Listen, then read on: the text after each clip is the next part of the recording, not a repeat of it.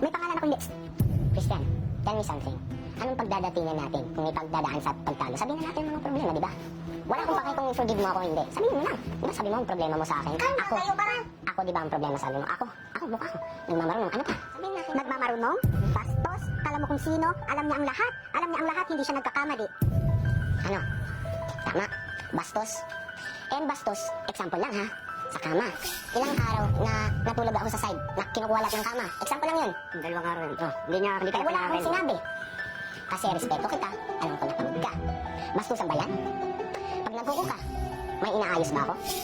Nag-advise lang ako, parang ginagawa mo sa akin. Bastusan ba yan? Hindi. Ako naman maglahad. Sige. Simula pa nung first day akong nagluluto, palagi mong sinasabi sa akin, tulungan na kita, tulungan na kita. Sinabi kong hindi. Yun ang sign, sinabi ko, ayaw ko, kaya ko gawin to. Ininsist mo, ay hindi, sige na, tulungan kita. You make me feel weak, which I am not. I'm perfectly strong the way I am. Nagsalita ka na nahimik ako. Time for you to shut up, time for me to talk. Ayoko po kasi talaga ng tao yung palaging nagmamarunong. Kasi po sabi niya, alam ko to, alam ko yan. Ako na lang tutulungan kita. Parang minimake feel niya sa akin na lampa ako, di ko kaya to, parang ganun. Ayoko yung ganun, kuya. Chill. I am chill. Kita ko, gano'n ka chill. Wow, very good. Okay, continue. Yun. Tapos pagdating dun sa bahay, mag-uutos ka. Kala mo kung sino ka. Yun ang ayaw ko. And yung last na talaga, hindi ko na natin yung binuhusan mo ko ng tubig. Si Edward kaya ko pang tisin kasi si Edward alam ko, mabait si Edward. At yung pakay niya, yung ganun niya, alam kong biro lang yun sa kanya. Pero yung sa'yo, tinatawanan mo pa ako habang binubuhos mo yung tubig. Ito, ano masasabi? Bakit ka tumatawa? Ganito. Oo. First of all, nasa kusina tayo, di ba? Oo. Yung intindi mo, yung feeling weak, ibig kong sabihin, gusto kong kitang tulungan. Which is ayaw ko, kasi alam kong kaya ko.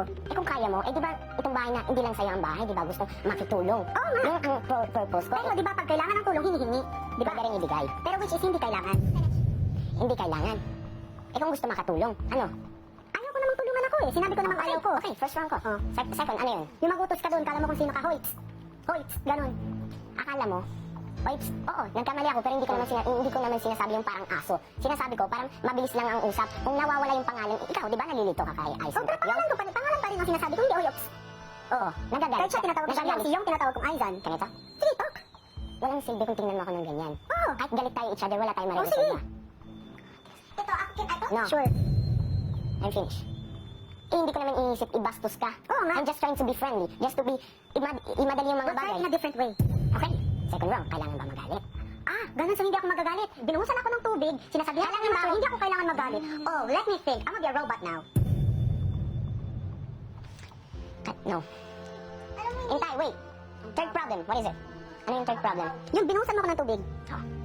Sa amin yun, kami ni Edward, it was just a joke and it's just... pero kung sana nag-joke kayong dalawa ni Edward, kayo lang dalawa, hindi niya na ako dinamay.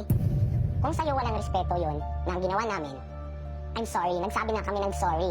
Ang pinatuloy mo, ay yung galit mo sa akin. Imbis na magtapusin yung bahay, yun ang pinagtuluyan mo, yung galit mo sa akin. Kasi hindi mo ko kilala.